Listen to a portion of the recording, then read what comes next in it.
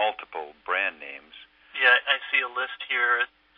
Confidor, Merit, Admire, Legend, Bravado, Encore, Gaucho, Premise.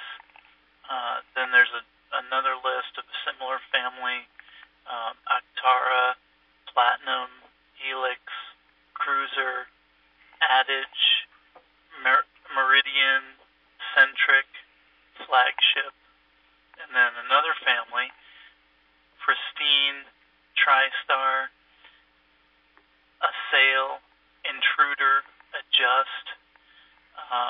It just, the list kind of goes on and on and on, and these are all part of that same family, right? Yeah, I at one time I contacted one of the local extension agents, and he had mentioned there was 222 different brand names at the time, so it's quite extensive. There may be more at this point. It's one of those chemicals that's put out as being beneficent to the agricultural world. In other words, it's so great to kill off the aphids and this and that weevils and all these pests that attack the plants, right? The thing that was never factored in or really substantially researched was that it kills the beneficials as well. Mm-hmm. In fact, really no long-term research was done that I've been aware of. In fact, they shut that down. Which corporations have the power to do that, and governments and small agencies and small beekeeper groups don't have the power position to demand that there would be long-term research. So what's happened is that they've found that the parts per billion that would affect bees was, the bar was lowered year after year regarding the toxicity of the bees. So now we're in a situation where, this particular chemical emitted to chlorophyll, it could be, the biggie, the major one. It's certainly a big factor. The other onslaught of chemicals, say applied by beekeepers,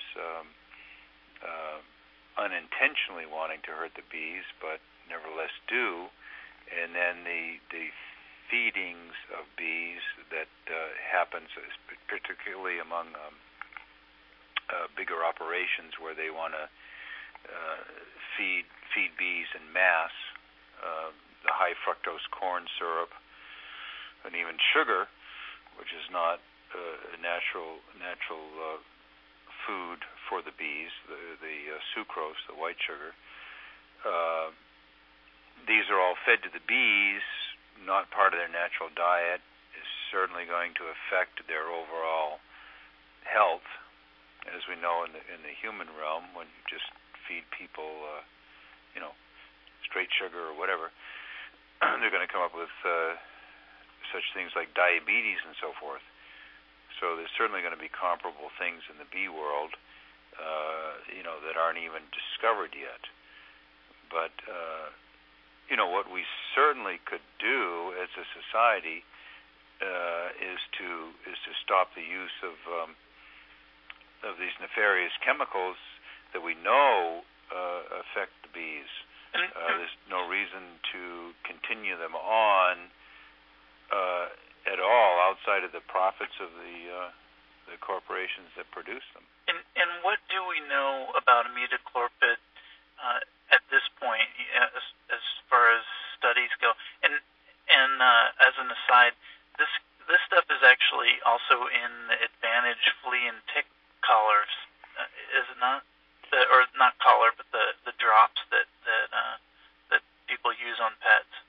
Yeah, I've never used any of it, but I've talked to a lot of folks that do. They weren't aware that that was the chemical that was goes in that product. So this is very common stuff. It's it could be in your household as you listen to this, and you're not even aware of it, and even spraying it in your yard could affect a beekeeper that is in your neighborhood.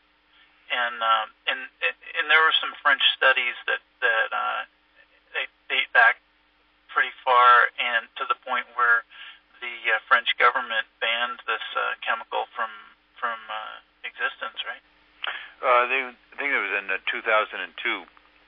That was under the brand name Gaucho, which is used as seed treatment.